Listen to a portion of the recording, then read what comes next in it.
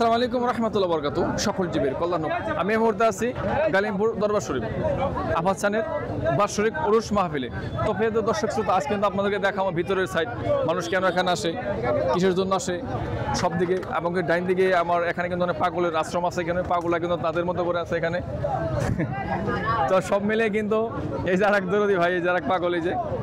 আসসালামু আলাইকুম, ভালো আছেন? যে কথা বলা যাবে আপনার সাথে? আসসালামু আলাইকুম। ওয়ালাইকুম আসসালাম। আর বাসা কোথায়? বরিশাল। বরিশাল। এখানে আসার উদ্দেশ্য কি? এই তো আমার ওই বাবার বাড়ি। এই যে এত ওই যেগুলা কি, এই যে পোশাক আশাক কিসের জন্য এগুলো বাবা? আমার নিয়ম কানুনে যেটা আছে।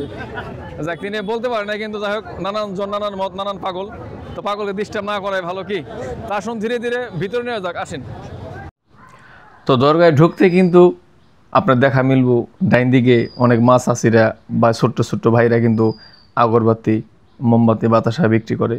তো ওদের দরবারে গেলে কিন্তু মনের আশা পূর্ণ করার জন্য অনেক নিয়তে কিন্তু ধূপকাঠি দেয়। দেখা হয়ে গেল এক ভাইয়ের সঙ্গে। তোমার বাম দিকে কিন্তু সাধুর পাগলের আশ্রম আছে, যার যার মতো তারা গান বাজনা করতেছে। তো আমি কিন্তু ধীরে ধীরে কিন্তু আমি দরগার ভিতরে কিন্তু রওনা শুরু করে দিলাম। এটা হচ্ছে দরগার গেট। তো এখান থেকে দরগাটা খুব দেখতে খুবই সুন্দর মনে হয়। ধূপকাঠি জ্বালানোর জন্য আমি প্রস্তুত। তো শত শত মানুষ এখানে ধূপকাঠি জ্বালায়। তো কেন জ্বালায়, কিসের জন্য জ্বালায়, তো একটু জানার চেষ্টা করব। একটা বিষয় হয়েছে, এখানে লোক দেখা দেখি যে কয়জন মানুষই কিন্তু এখানে ধূপকাঠি জ্বালাইলো, আমি কিন্তু জিজ্ঞাসা করছি কিসের জন্য জ্বালান, কথা কিন্তু এড়াই গেল। কেন যে জ্বালায় এটা কিন্তু কেউ বলতে পারলো না। তবে দেখা দেখিতেই জ্বালায়। কেন জ্বালায় না বললে জ্বালানো কী দরকার আছে? যাই হোক, যার যার মনের ভাব, মনের ভিউ, হস্তক্ষেপ কিছু করার নাই, যার যার ইচ্ছা। তো এই কাকার সঙ্গে, এই কাকার কাছে বলার পরে কিন্তু কাকাই কিন্তু আমাকে ওই কথাটাই যে আমি কইতে পারব না। যাই হোক, আমি ধীরে ধীরে চললাম সিন্নির ওখানে, যে সবাই জানে এখানে খুবই তবারক সিন্নি বিতরণ করা হয়, এই জায়গায় বাউন্ডারি করা।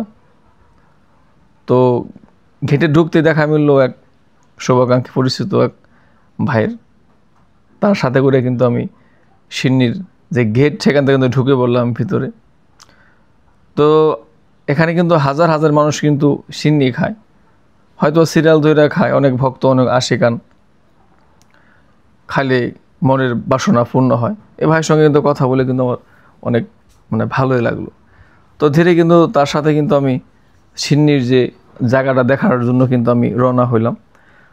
তো ডাইন দিয়ে কিন্তু সিন্নি পাকায় কিন্তু মানুষজন ক্লান্ত হয়ে বসে আছে। অত সিন্নি এখন নাই, সব সময় রিজার্ভে থাকে, একটা সময় ধরে কিন্তু সিন্নি দেয়।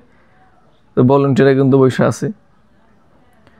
তো বাম দিকেও কিন্তু অনেক মানুষজন, শত শত মানুষ সিন্নি খাওয়ার লোভে বসে থাকে। পোলা মাংস খাওয়ার পরেও কিন্তু সিন্নি খাওয়ার জন্য একটু আসে, তার কারণ অলির দরবারে যে সিন্নি। তো ভারতবর্ষে কিন্তু ছড়িয়ে ছিটিয়ে আছে উলিয়া উলিয়া, গাওয়াজ কুতুব, পীর মাশায়েখ, ওলি আবদাল, অনেক জায়গায় সাহিত্য আছে। তারা সিন্নির পাগল যারা, তারা কিন্তু অলির মাজার ঘুরে। তো সেই সময় আমিও কিন্তু তা ঘুরতে দেখতে গেলাম অলির দরগাটা। তো এই জায়গাটায় আপনি ঢুকতে কিন্তু দেখা মিলবো চৌবাচ্চার ভিতরে আপনার ওখানে পুরা সিন্নি ঢাইলা রাখে। হয়তো বা কিছুক্ষণ পরে কিন্তু এখানে সিন্নির একটা স্তূপ হইব। তো ওই যে প্যাকেটিং করে রাখছে, ধীরে ধীরে কিন্তু ভক্তকুলের মাঝে কিন্তু এগুলা বিলি করে দিব। তো যেখানে যাই ভালোবাসার মানুষজন দেখতে পাই, তারা দেখে আনন্দ পায়, আমার ভালো লাগে। অল্প দিনে তো ভালোবাসার মানুষ পেয়ে গেলাম। এইভাবে কিন্তু এখানে কিন্তু ডেকগুলা খালি করে রাখা হয়, মানুষজন বসে থাকে সিন্নি খাওয়ার জন্য। এই দেখেন শত শত মানুষ। আর সেই সময় আপনার সবাই ভালো থাকবেন, সুস্থ থাকবেন, এই কামনা করি।